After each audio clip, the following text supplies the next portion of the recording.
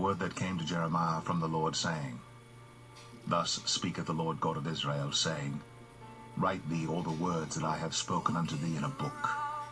For lo, the days come, saith the Lord, that I will bring again the captivity of my people Israel and Judah, saith the Lord, and I will cause them to return to the land that I gave to their fathers, and they shall possess it. And these are the words that the Lord spake concerning Israel and concerning Judah. For thus saith the Lord, We have heard a voice of trembling, of fear, and not of peace. Ask ye now, and see whether a man doth travail with child. Wherefore do I see every man with his hands on his loins, as a woman in travail, and all faces are turned into paleness? Alas, for that day is great, so that none is like it. It is even the time of Jacob's trouble, but he shall be saved out of it. For it shall come to pass in that day, saith the Lord of hosts, that I will break his yoke from off thy neck, and will burst thy bonds, and strangers shall no more serve themselves of him. But they shall serve the Lord their God, and David their king, whom I will raise up unto them.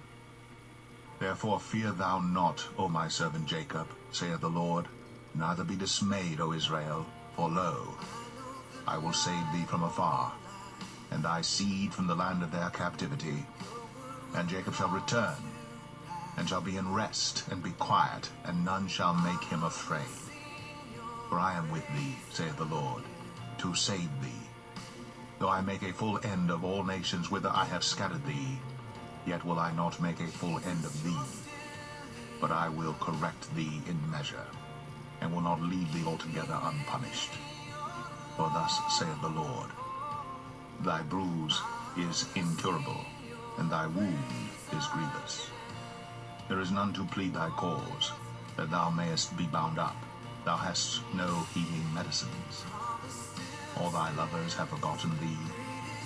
They seek thee not. For I have wounded thee with the wound of an enemy, with the chastisement of a cruel one, for the multitude of thine iniquity, because thy sins were increased. Why criest thou for thine affliction? Thy sorrow is incurable for the multitude of thine iniquity, because thy sins were increased. I have done these things unto thee. Therefore all they that devour thee shall be devoured, and all thine adversaries, every one of them, shall go into captivity. And they that spoil thee shall be a spoil, and all that prey upon thee will I give for a prey. For I will restore health unto thee, and I will heal thee of thy wounds, saith the Lord, because they called thee an outcast, saying, This is Zion, whom no man seeketh after. Thus saith the Lord, Behold, I will bring again the captivity of Jacob's tents, and have mercy on his dwelling places, and the city shall be builded upon her own heap, and the palace shall remain after the manner thereof. And out of them shall proceed thanksgiving, and the voice of them that make merry. And I will multiply them, and they shall not be few. I will also glorify them, and they shall not be small. Their children also shall be as aforetime, and their congregation shall be established before me.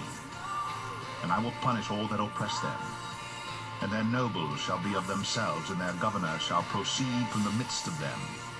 And I will cause him to draw near, and he shall approach unto me.